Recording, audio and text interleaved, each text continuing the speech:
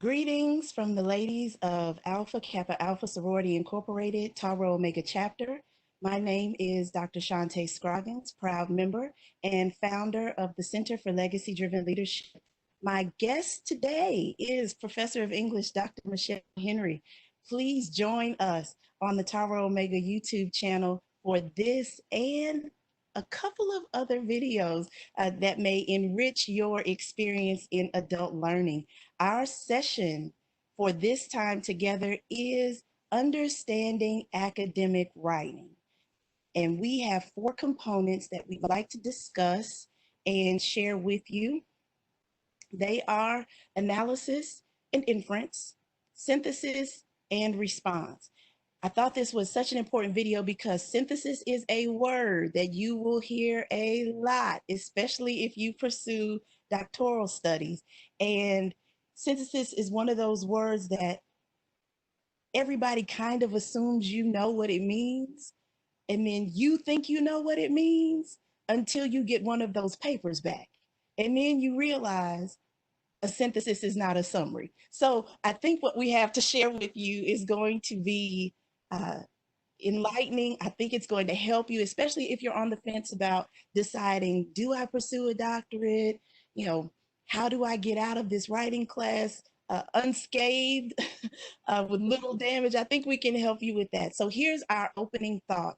Academic writing begins with academic reading, and academic reading is different from all other kinds of reading. So we begin with this thought, and Dr. Henry and I are going to share some information with you. Now, our first question for you to consider, what does it mean to read critically? Remember, academic writing begins with academic reading, and academic reading is not your favorite fiction writer. It's not reading for pleasure, although you might enjoy learning. But reading critically, there is a way that if we adapt how we read for pleasure and just switch a few channels, we can successfully read critically and have some success in our academic courses. So analysis is this first step, identifying the elements that hold the piece together. And I invited Dr. Henry because this is the lady who turned the light on for me during doctoral study. So I'm just here to accessorize her information today. But analysis it helps us identify the elements that holds a piece together. And then inference is how we engage with the reading. What do we infer? What do we see from our experience? So I'll stop right here and let Dr. Henry give us some more information on analysis and inference. Well, Dr. Scott, I'm so glad to be with you all today. And this is a blessing. It is a pleasure. One of the things that most of the students that I've had contact with over the years know about me is that I love to read, that this is not just a professional habit for me, this is a way of life. So, so glad to be joining this conversation today. One of the things I have to say to start with about critical reading and how to define it, I think it is the process by which we discover truths, discover what is important, and discover a way by which we may ultimately translate what we read into something that will help us to understand the world we live in, right? So, critical reading is a process for me of discerning.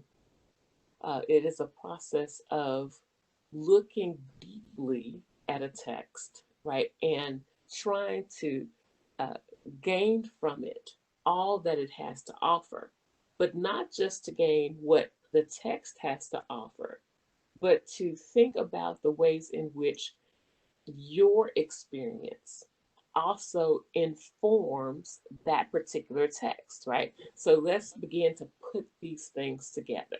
Critical reading actually, when we think about composition, across composition courses, typically you will see these four elements that we're talking about here today as a definition, as a process by which to engage in critical reading, beginning with analysis.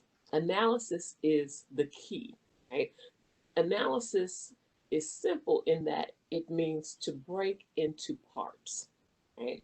Uh, the challenge with the analysis process is discerning what the parts are, right? So critical reading means first that I understand the nature of the text that I'm exploring.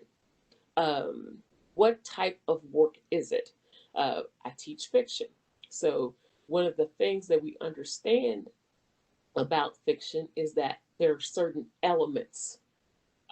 It might be point of view, it might be characterization, there might be the use of the setting, different symbols, illusions, right? These are the elements of fiction. So, one of the ways that we might read critically is to first explore the text, dividing it into its constituent elements, right? So, I want to look in isolation at characters. I want to look in isolation at the setting of the work and what analyzing, what breaking down, what questioning does when you look at each of the parts individually Mm. is help you to understand something about the whole of the work that you might have otherwise missed if you were to just stay at the picture that is the big picture level. Does that make sense? So It when you does. talked earlier about how that critical reading, the end goal, the end game cannot just be summary, right? So the end game means that you understand the whole of the work and what brings it together. So first of all, what type of text are you engaging, right? Are the parts, are the elements discernible? Okay. And then what are those elements? And are there particular questions with regard to those elements you can use to further understand just that one part, right? So, say for example, I'm looking at characters in a fictional work. Who are the characters? Who are the main characters? Who's the protagonist? Who's the antagonist? Right? What motivates a character's behavior? Mm. So that once I do that, looking at a character in isolation, then I might begin to see, how significant that character is to the development of the work in its entirety, right? But without all of that groundwork in analysis, I would miss some of the very big picture things that I want to take out of the reading process. Uh, Right. Same thing is true for reading your graduate level work, your the scholarly articles, the scholarly commentary. How is that organized, right? What is the nature of the argument that is being put forth, right? Mm-hmm. What is not only the message, but then what is the methodology, right? How is that message carried across? So those are some very beginning investigatory questions that you might ask that has to do with analysis. All right. Now, imagine that you have analyzed your entire text. This takes a while. See, so the critical reading process. Then let's add to our definition that is a process of discerning that takes a great deal of time, Mm-hmm. right? So this is not a skimming process. Right. This is not searching for the key words, right? This is not highlighting the quote that kind of put a little bubble in your spirit. This is something a little deeper, and it takes time for that to happen. Imagine that you've analyzed the constituent components. Now, what do? We have to make some inferences. Now, this is the challenge, right? This can be inference means that now that I've examined the text for what it is and what it has to offer, I have to recognize that when I read through a lens, right? So Yeah. that when everybody has a book club experience for sure, and say maybe there are 10 wonderful women in your book club, and there will be 10 wonderful opinions about that same book. So very different, so very diverse. And you say, did we all read the same book? Right.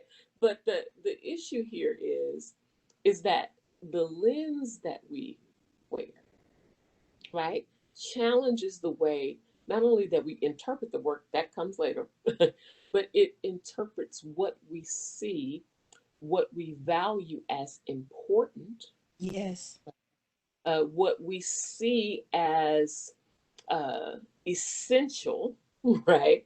Those are the things that make a difference. So, what types of lenses do we wear?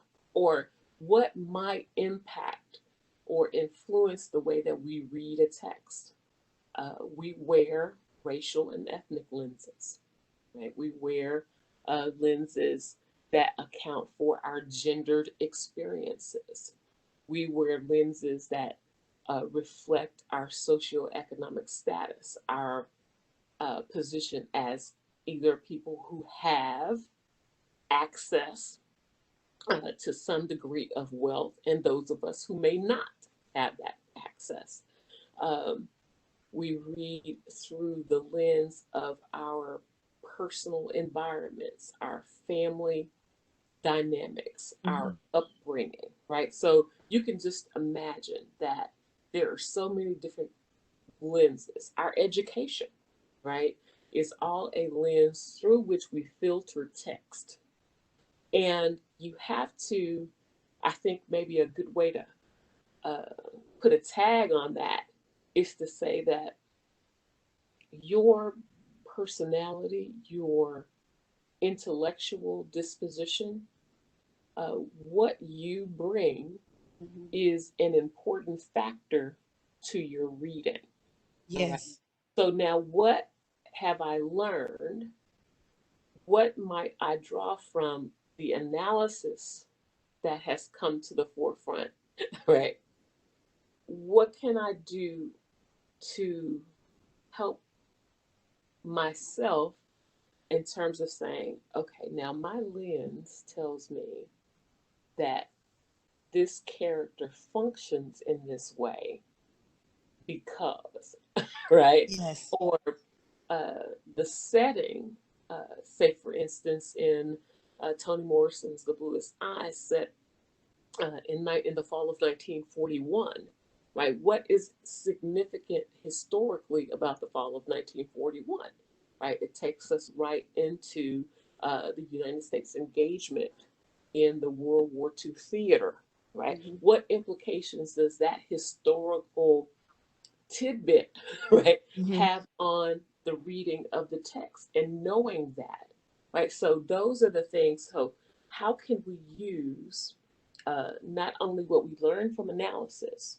but then the benefit of our knowledge about that? Yes. Uh, that is analysis plus inference. That I am recognizing that my stance, where I sit, is important to my reading and understanding of the text. So the goal is to add to the knowledge that the text puts forth. And that is what inference does. You know what's powerful about what you just described? I'm Uh-oh. going back to my first semester in Educational Foundations course of doctoral study, and we had a book review assignment. And I chose a book with an interesting topic. It was a book on terror leadership. The subtitle was Finding Shaka Zulu in the Attic. And I chose it because it was an interesting topic. But as I read it, I got maybe to chapter 2 when I realized I see this happening. They're giving me the context of an African warrior in faraway lands, but I see this in my context. And my whole plan changed. That book was the beginning of what became my research and later my finished dissertation. And so it was because I saw my life uh, incorrectly in these pages. So inference is very important. I hope you all are taking very good notes. So analysis and inference. Then we have synthesis and response. Now, synthesis gave me some trouble. This is probably why this video is here for you, so you can avoid the trouble with synthesis. Synthesis helps you to make your contribution to the topic, to the conversation, through your response. And synthesis is this blending, and Dr. Henry will get more into it, but what I found with what I inferred, and then kind of adding in how it works inside, the internalization of all of this, analysis and inference, and the internalization and the power of your lens. That's very important in academic writing, the power of your lens. So I'll let Dr. Henry free to, to explain synthesis and response. Well, synthesis is the most difficult, I think, portion of the equation. Oh, It has good. it has been, and I'm not sure that that's ever really alleviated, right? That you feel like that at the beginning of your graduate work, and you feel like that after 2 decades of teaching. It's always the most challenging portion. So no one should ever feel like, maybe I'm a little bit slow. Maybe I need to pick it up. What's going on with me? No, this is just the challenge. Okay. Synthesis, remember, the formula. Let's go back to the formula. Analysis plus synthesis. Analysis plus inference equals synthesis, right?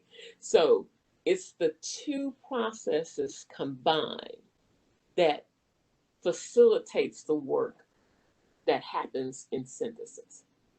Synthesis simply means it is the bringing together of, right? So analysis is really its opposite.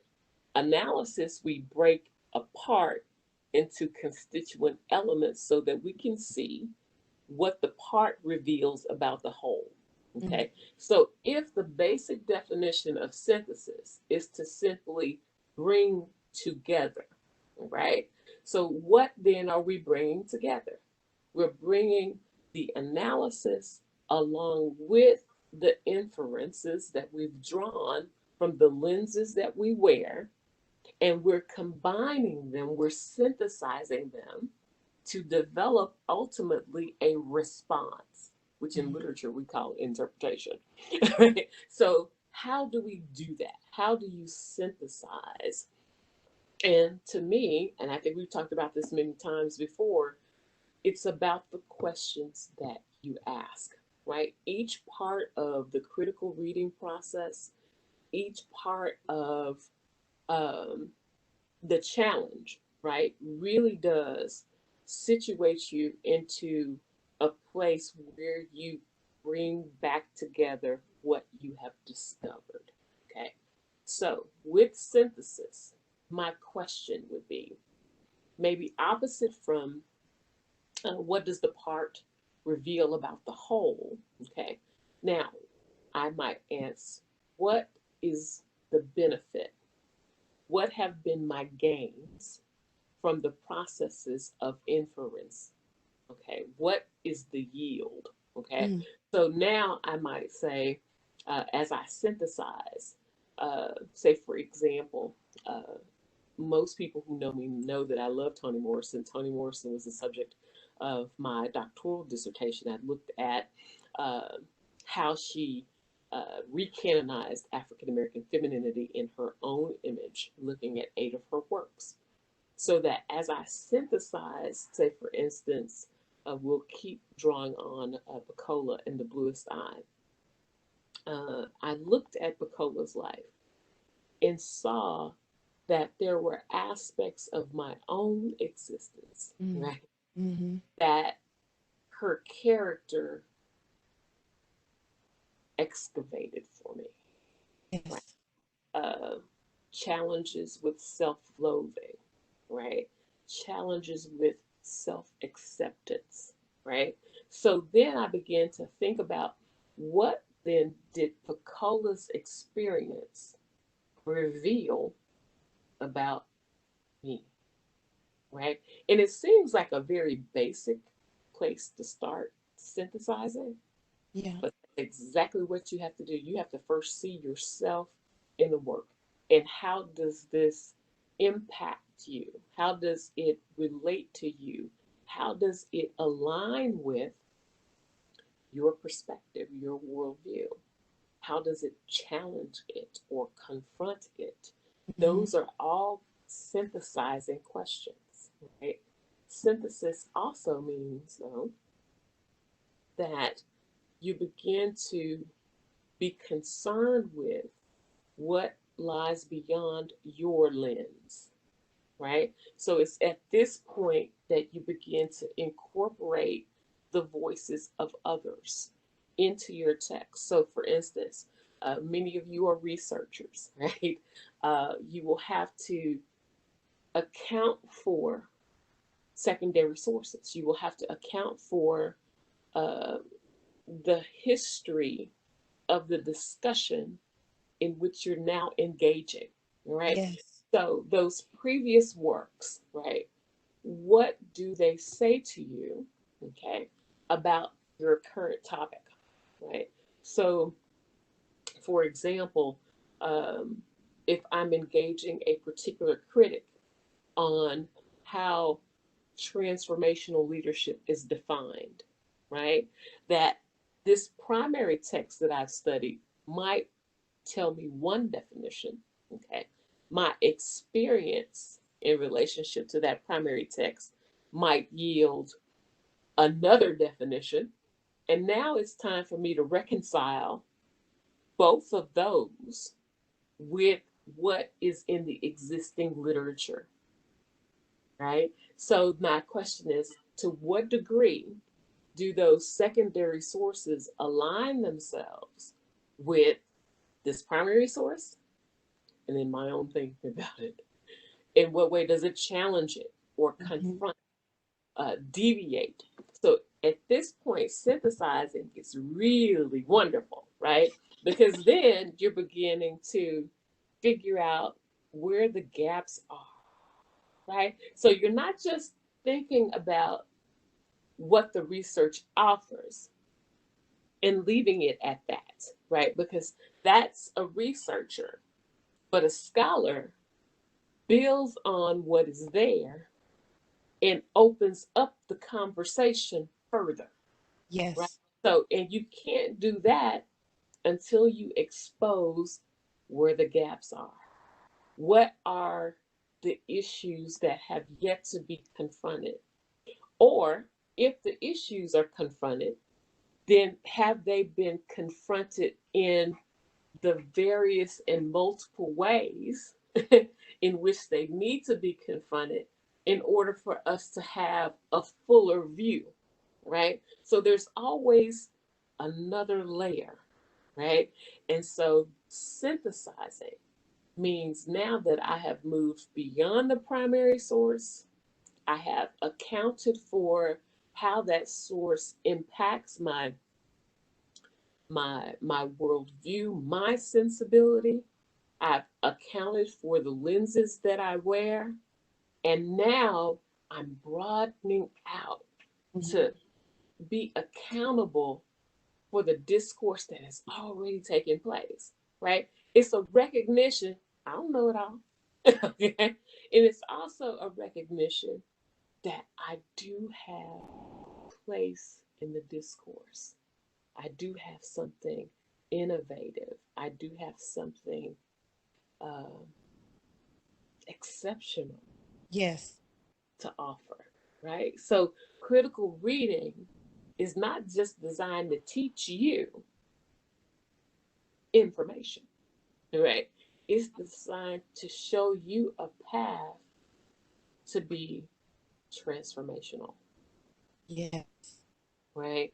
So synthesis is always about what questions do you have, right?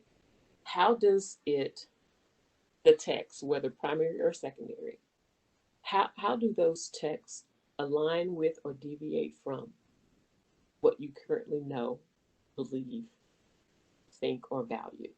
Okay. Where are the gaps in that discourse? Okay. And how might I fill them? Right? Because if I can expose the gap, then I also have to be able to articulate how to close them. Yes. Right? And for many of us, that's where our graduate level work begins. Right? It's our recognition of the gaps and how we might close them. That's the beginning of every graduate program. Okay. Now, synthesis. Okay. We could spend probably a whole video on this. But I really do believe that synthesis is designed to challenge you uh, to to always be accounting for the depth, Mm. you know, not just in existing literature, but what's here, right? So it's about soul searching to some degree. It's about really underscoring the value of what you know, but also becoming extremely discerning about the things that you don't know Mm.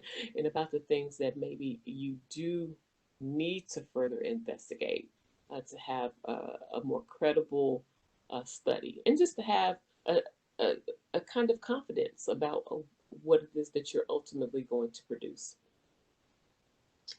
Wow. Do you all see why I invited Dr. Henry?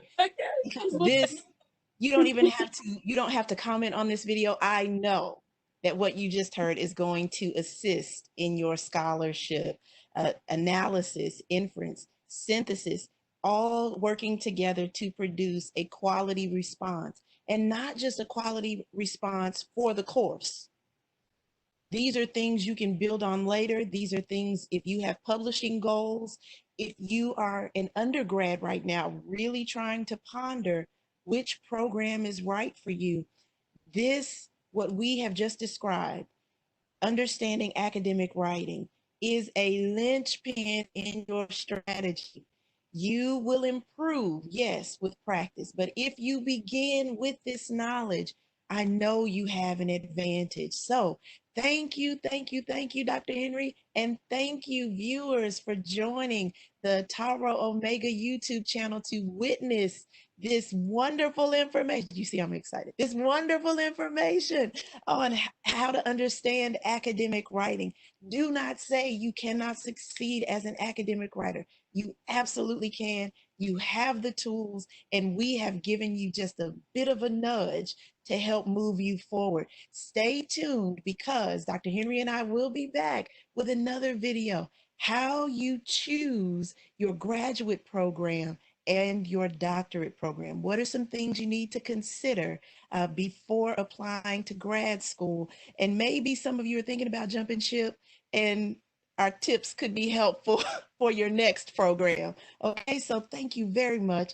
We're very honored that you have chosen to spend this time with us.